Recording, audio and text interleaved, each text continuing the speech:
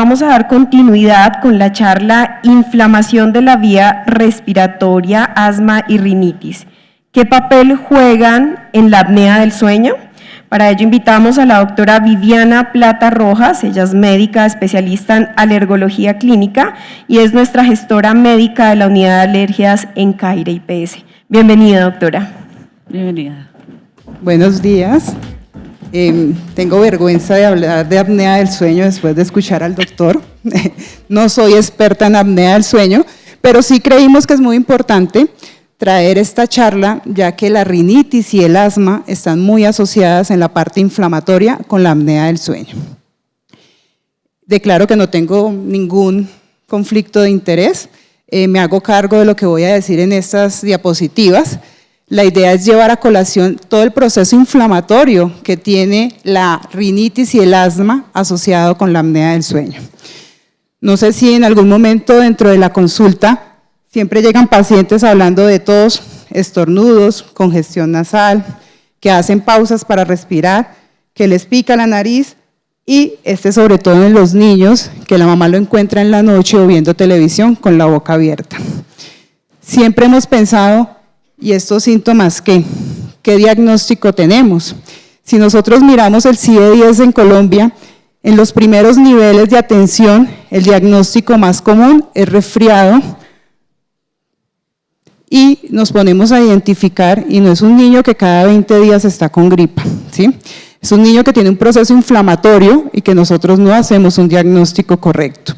Entonces, la idea de esta charla es que desde primer nivel empecemos a identificar y podamos en algún momento poder remitir con unos parámetros básicos a nuestros pacientes y que cuando lleguen con el especialista, lleguen con un tratamiento básico y que lleguen con unos exámenes primarios, porque es que muchas veces llega el paciente con síntomas y han dado 2 años vuelta y sin un diagnóstico adecuado.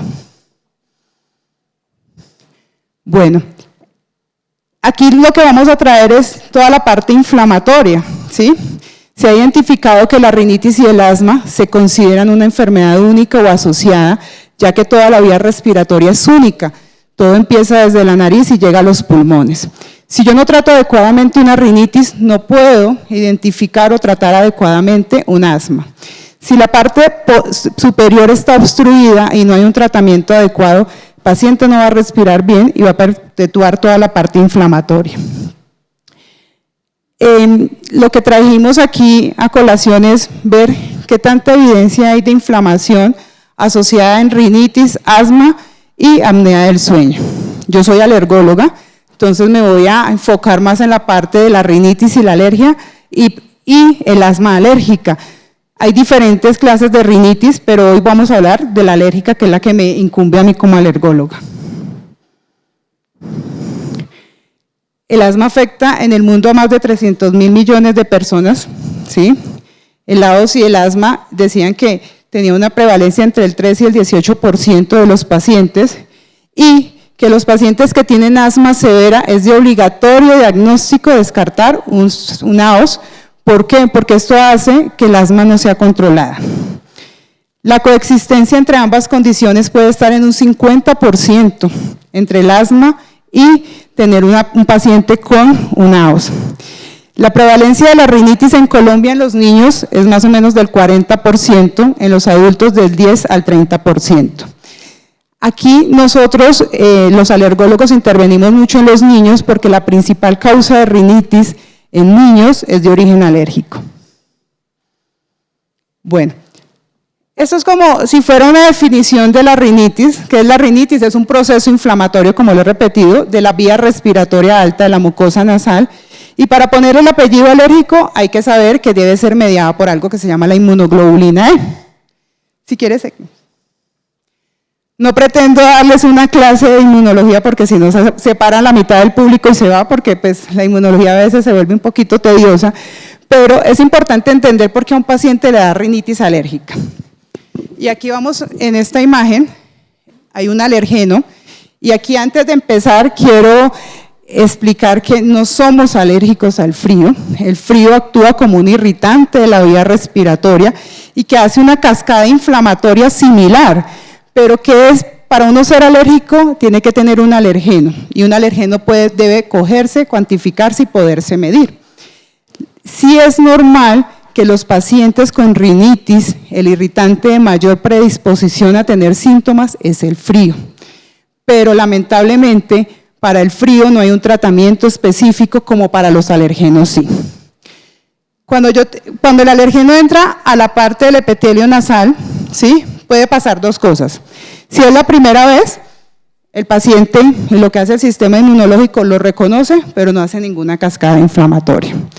Pero si esto se vuelve repetitivo, lo que hace es que activa la cascada inflamatoria, ¿sí?, activa unas células que se llaman las células dendríticas y empiezan a activar los perfiles del T2. Por eso yo le decía ahorita al doctor Jauregui que este simposio debería llamarse enfermedades inflamatorias, porque todo lo que hablamos es de inflamación. Y aquí compartimos el perfil T2, que es el inflamatorio, con las enfermedades también reumatológicas y en algunos casos con el cáncer. Cuando la célula dendrítica coge el alergeno, activa el perfil T2 y activa unas células muy importantes que son las células de la inflamación, como la interleucina 4 y la interleucina 5. Cuando ella activa la interleucina 4, esta lo que hace es una diferenciación y activa algo que se llama la inmunoglobulina E. Cuando la inmunoglobulina E se activa, busca en sangre a una célula que se llama el basófilo. El basófilo lo que hace es degranular histamina. Por eso el principal tratamiento de las enfermedades alérgicas son los antihistamínicos, no los corticoides tomados de primera elección. Entonces, ¿qué hace el mastocito? Hace toda la cascada inflamatoria y empieza a degranular y a degranular histamina. Cuando degranula histamina hace que a mí me dé tos, estornudos, que me dé mocos, que me inflame y que yo persista con prurito. Lo más importante que el paciente a uno siempre le refiere es me pica y me pica la nariz. Cuando el T2 se activa por la vía de la interleucina 5, activa algo que se llaman los eosinófilos. Los eosinófilos son una sustancia, una célula que tenemos, que se activa en el sistema inmunológico y activa las citoquinas y los leucotrienos. Por eso en los hemogramas es importante buscar inflamación, eosinófilos, ¿sí? Nosotros, básico para un paciente con rinitis que nos llegue con un hemograma y una inmunoglobulina E. Si yo veo que en el hemograma hay eosinofilia marcada, en nuestro país es obligatorio descartar parasitosis, pero estoy pensando que este paciente tiene una cascada inflamatoria. Vamos con la siguiente enfermedad, que es el asma, y volvemos a la palabra del día de hoy, la inflamación. ¿Qué hace? Que me inflame mi vía respiratoria y que esto me limite mi flujo respiratorio y que mi pulmón no funcione adecuadamente. La fisiopatología es similar, pero a diferencia de la rinitis, es que yo también tengo receptores T1 que hacen mediación de la inflamación por neutrófilos. Por eso el asma, el único diagnóstico no es el asma alérgica. Hoy en día encontramos muchos pacientes con asma severa, con asma eosinofílica, y encontramos pacientes que tienen solapado asma con EPOC y otros que tienen netamente asma alérgica. Se activa toda la cascada inflamatoria y aquí los mediadores de la inflamación son la histamina, prostaglandina, leucotrienos y enzimas. Y lo que hace esto que haya una hiperreactividad bronquial con una obstrucción de la vía aérea. Por eso es importante, y aquí la diferencia entre el EPOC y el asma es reversible, el EPOC no. Y vamos al tema más lindo y a lo que nos hace trabajar a los alergólogos en Colombia y Latinoamérica. A diferencia de Europa, que tienen estaciones, nuestra principal causa de rinitis y asma alérgica son los ácaros del polvo. Nosotros en Colombia testeamos 3 tipos de ácaros que son los más relevantes y según en las regiones hay unos que se presentan más.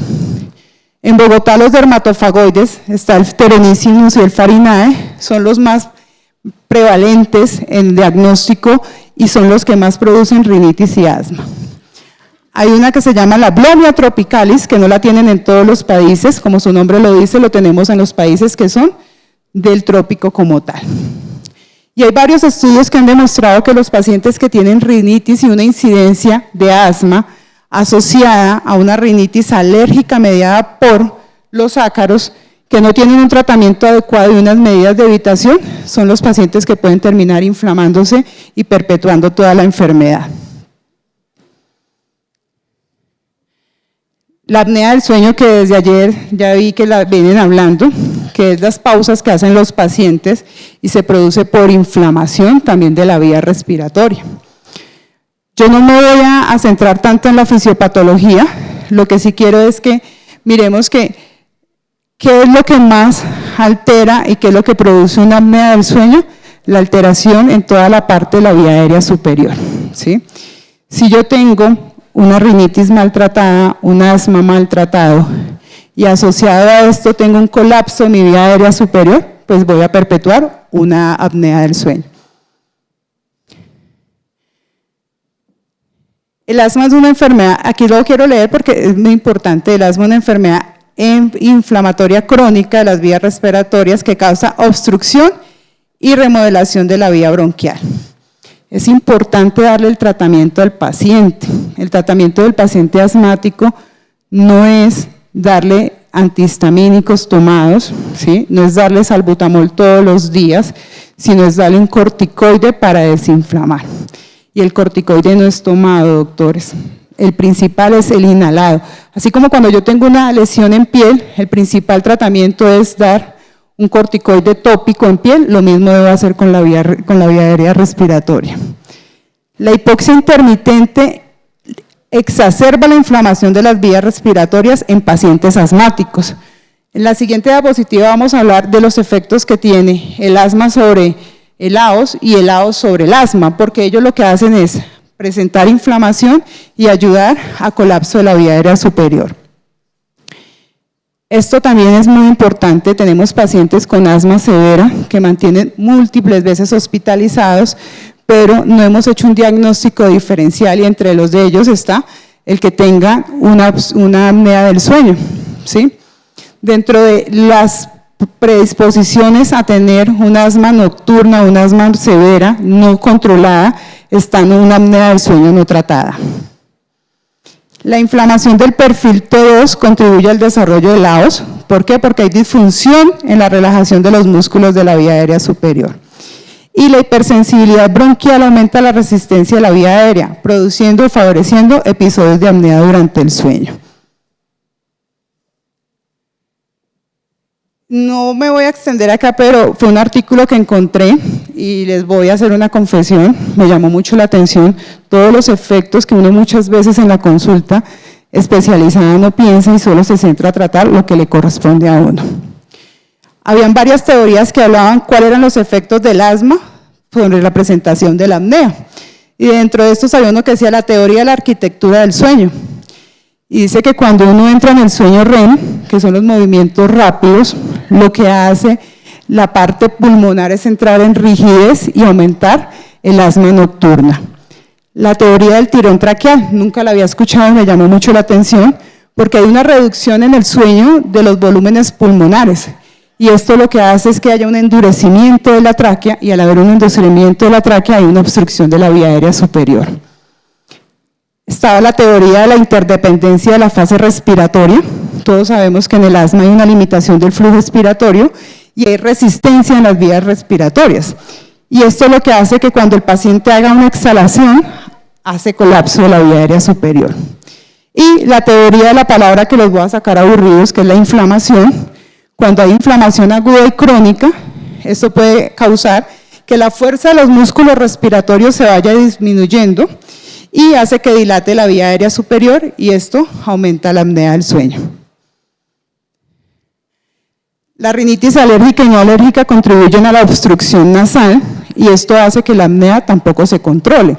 Si yo tengo un paciente con estornudo frecuente, rinorrea, prurito nasal y tiene un CPAP, el paciente no se va a adaptar si yo no lo tengo controlado. Entonces esto es un trabajo en conjunto de mirar las patologías asociadas que tenemos para ayudar a contribuir que los tratamientos sean efectivos. Se ha identificado que los pacientes con rinitis persistente, aquí es importante que cuando uno tiene un paciente con rinitis lo clasifique, si es leve, si es moderada, si es severa y si es persistente o intermitente. Y es una clasificación muy fácil. Lo que dice ARIA es, si yo tengo un paciente que tiene menos de cuatro veces a la semana síntomas, durante menos de 4 semanas lo considero que es intermitente.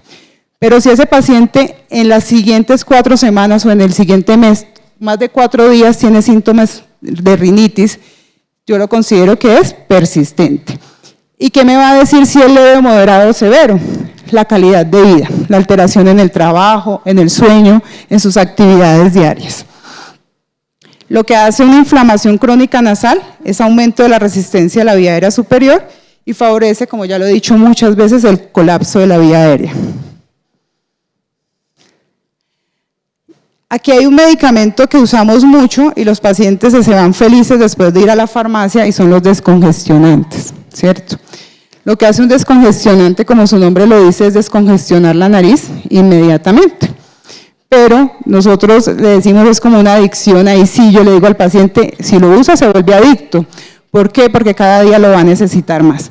Cuando él lo necesita y lo necesita, lo que va a hacer es que produce inflamación de la mucosa nasal. Y al producir inflamación de la mucosa nasal, lo que va a hacer es que hace rinitis de rebote, ¿sí? Y es la que nosotros llamamos la rinitis medicamentosa, la que el paciente se vuelve adicto a la oximetazolina. Y esto hace que este paciente se vuelva difícil de tratar.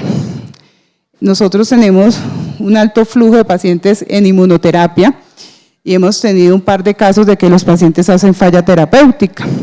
Y es porque el paciente persiste congestionado. Los demás síntomas mejoran, pero la congestión no. Cuando empezamos a buscar qué pasó con ese paciente, hemos encontrado que son grandes consumidores de oximetazolina. Y eso ha hecho que el paciente no se descongestione, que persista con los síntomas y que no mejore a pesar de los tratamientos. Lo que les había mostrado de la rinitis y la asociación con la alergia como tal. Acuérdense que el proceso alérgico hace inflamación y asociado a la inflamación viene la apnea. En la unidad tenemos muchos pacientes, sobre todo niños, que tienen rinitis sensibilizados a ácaros y más adelantico les voy a hablar de un tema que es la hipertrofia de adenoides y son pacientes que muchas veces el que le detecta la rinitis es el somnólogo pediatra. ¿Por qué? Porque le empezaron a enfocar la apnea, pero no se dieron cuenta que el paciente tenía, antes de remitirlo a somnología, una rinitis maltratada, un asma maltratado y asociado a esto tenía síntomas de alergia respiratoria. Se ha encontrado que la poligrafía cardiorrespiratoria es una herramienta efectiva para evaluar la relación entre rinitis y la apnea del sueño. Lo quise poner aquí grandecito, ¿sí? Porque nosotros en alergología no tenemos tantos estudios con otras cosas asociadas a otras enfermedades, sino nos hemos centrado mucho en buscar qué ácaros hay, qué podemos hacer, pero ya han empezado a hacer estudios de la relevancia entre apnea del sueño y la sensibilización a los ácaros. Y aquí vamos a la hipertrofia de adenoides, ¿sí? En los pacientes con rinitis hay una prevalencia del 20% que puedan tener hipertrofia de adenoides, que la hipertrofia de adenoides es el crecimiento del tejido linfoideo en la nasofaringe, o sea, al examen físico no lo logramos identificar. Y con una radiografía de cada un faringio, que en muchos sitios de primer y segundo nivel lo podemos hacer, podemos identificar. ¿Qué hace tener obstrucción o apnea del sueño? Produce limitación del flujo del aire. Como el paciente no pasa el aire bien, ¿qué es lo que hace? Compensarlo abriendo la boca y se vuelve un respirador bucal. Es un proceso inflamatorio crónico, eso no se da de la nada, se da con persistencia de inflamación y los síntomas son similares a los de la reacción de los de una rinitis alérgica, pero ¿qué le hace a uno llamar la atención para uno pensar en una hipertrofia de adenoides? Que el paciente ronca, que el paciente mantiene congestionado, ustedes lo escuchan hablar con voz nasal y el niño se sienta, que son la mayoría, frente al consultorio y cuando usted está charlando con la mamá, el niño todo el tiempo es con la boca abierta, ¿sí? Usted le pregunta a la mamá, ¿le ha puesto cuidado a su hijo cuando ve televisión? Y ella, muchas le dicen a uno, otras no. Dice, sí, mantiene con la boca abierta. Cuando usted habla con el niño dice que a toda hora mantiene con la boca seca. ¿Por qué? Porque es un respirador bucal. Es el factor de riesgo más importante para apnea del sueño en la población pediátrica y está asociado con rinitis alérgica, otitis serosa o sinusitis, que son las complicaciones de una rinitis maltratada. La hipertrofia de adenoides no se trata con antihistamínicos, ¿sí? Porque el antihistamínico lo que hace es disminuir la cascada de la inmunoglobulina E, pero se debe tratar es con el corticoide nasal, que dependiendo del grado en el que esté el compromiso, puede ayudar a disminuir, ¿sí? Yo aquí no voy a decir que todas las hipertrofias se deben de operar, porque pues para eso son los otorrinos, pero hay unas hipertrofias supermarcadas que ni con corticoides nasales ni con inmunoterapia mejoran, ¿sí? Lo que hacemos nosotros los alergólogos es disminuir cascada inflamatoria, no patrón obstructivo, y eso es muy importante, por eso el tratamiento y el manejo debe ser multidisciplinario. Y vamos a los efectos del lado sobre el asma. También hay diferentes teorías, y sobre todo enfocaban a la teoría del asma nocturna, que es el paciente que se levanta asustado y posterior a esto presenta crisis de asma. Entonces, dentro de la teoría mecánica hay algo muy importante y son los eventos obstructivos nocturnos, porque hay la presión negativa intratorácica durante la noche, hay una pérdida del tono del esfínter del esófago inferior. ¿Y aquí qué pasa? Cuando hay pérdida del esfínter, se devuelve el jugo gástrico. Hay microaspiraciones de jugo gástrico y eso hace que el paciente presente un asma nocturna. Por eso es importante también cuando yo tengo un paciente con asma, interrogarle sobre síntomas gastrointestinales. Si tiene un reflujo gastroesofágico no tratado, yo no voy a mejorar el asma en este paciente. Está la teoría del reflejo neural, que habla del cierre de la vía respiratoria y el ronquido pueden desencadenar broncostrucción mediada vagalmente y hacen que haya empeoramiento de la vía respiratoria. La privación del sueño y la fragmentación del sueño hacen que el paciente presente más inflamación y haya asma nocturna. La teoría de la hipoxia intermitente. Durante el sueño se lleva hipoxia intermitente y hay reoxigenación. Y aquí hay algo importante de la cascada inflamatoria, es que se libera óxido nítrico. No sé si últimamente han visto que se manda mucho feno para los pacientes asmáticos o con apnea del sueño asociada también a rinitis, es buscando todo esto que es la liberación del óxido nítrico y tiene, más adelante vamos a hablarlo un poquito, tiene una implicancia en el tratamiento y en el manejo del paciente. Y la teoría de la inflamación local. Y aquí vamos a lo que los pacientes siempre le dicen a uno cuando uno les manda un tratamiento. Yo no me quiero volver adicto a tomar corticoides, ¿sí?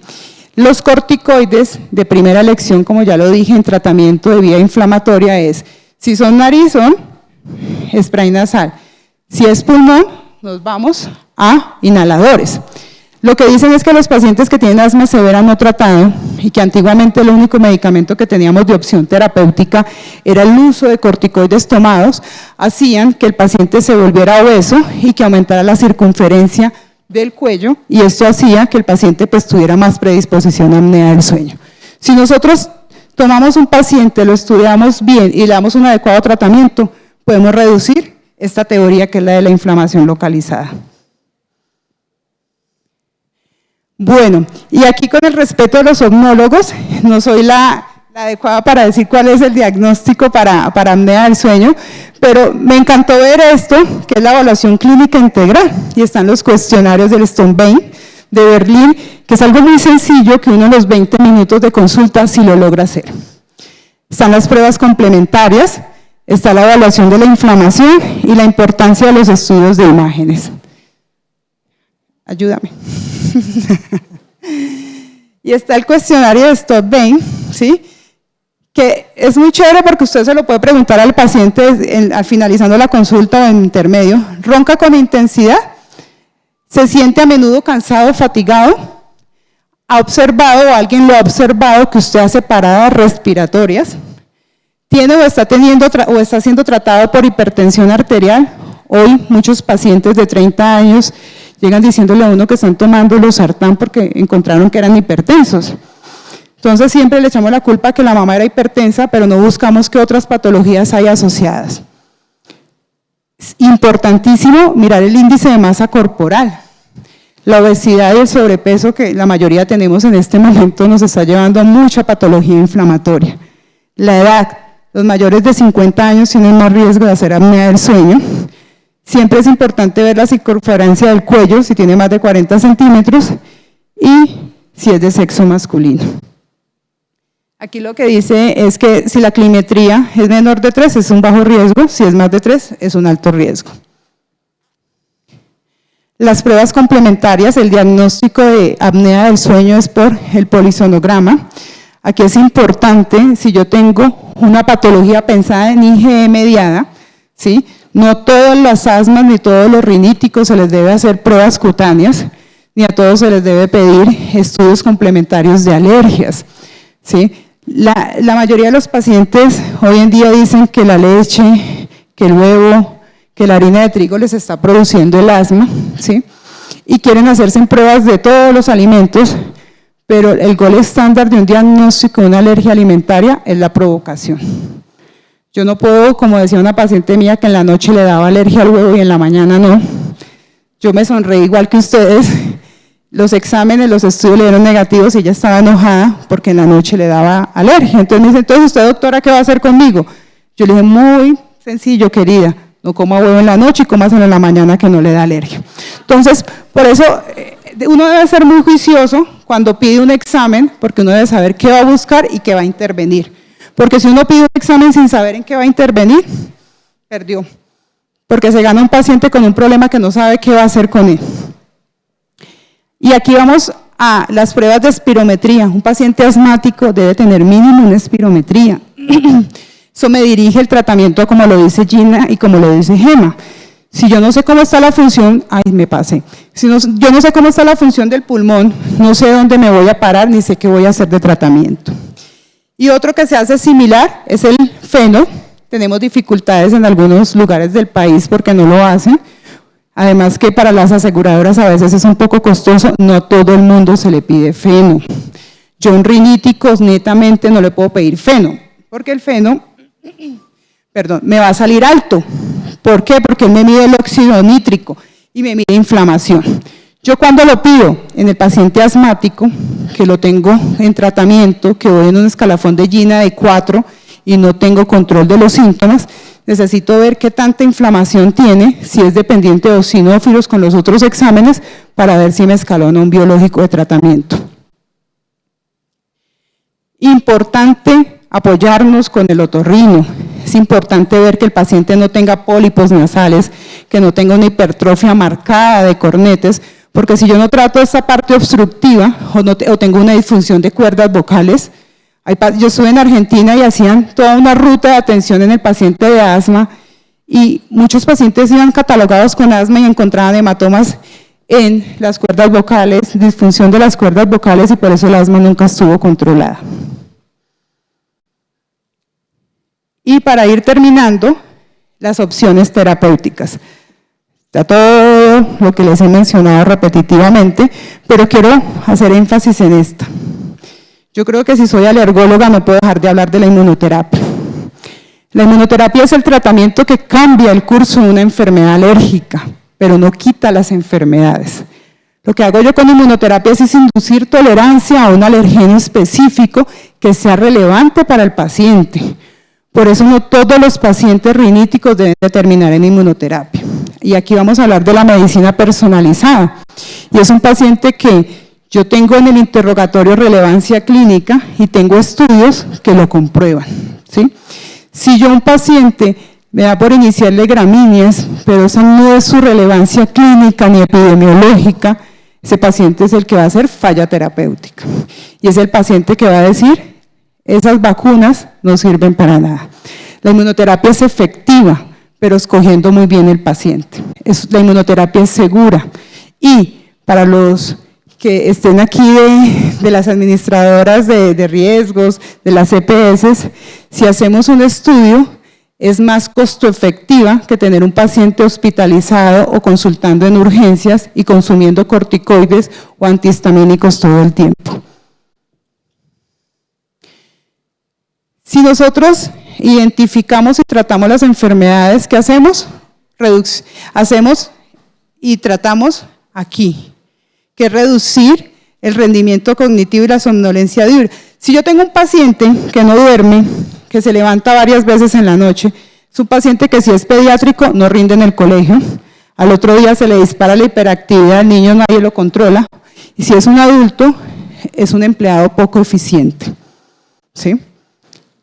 Si tratamos bien estas enfermedades, el riesgo de enfermedades cardiovasculares las vamos a disminuir y vamos a disminuir también el costo en salud, porque no tenemos que llenar al paciente de antihipertensivos, de medicamentos para bajarlos de peso o otras cosas asociadas. ¿Por qué? Porque yo estoy impactando en disminuir estas enfermedades. Si yo impacto en el deterioro de la calidad del sueño y la fatiga crónica, tengo un adulto más productivo para la sociedad. Y para terminar, mensajes para llevarnos en la casa. La vía respiratoria es única, así que debemos tratarla en conjunto, no tratar por partes.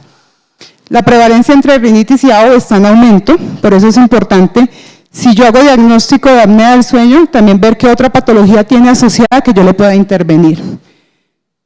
La palabra del día, la inflamación, que está asociada con patologías cardiovasculares y cerebrales, que en el niño tengo la obligación de diagnosticar o descartar si hay una hipertrofia de adenoides, que el diagnóstico se debe realizar un estudio, un manejo complementario en todo el contexto de todas las enfermedades, no parcialmente, y que esto no es posible, no lo hace el alergólogo, el neumólogo, el somnólogo, el otorrino solo, lo tenemos que hacer todos.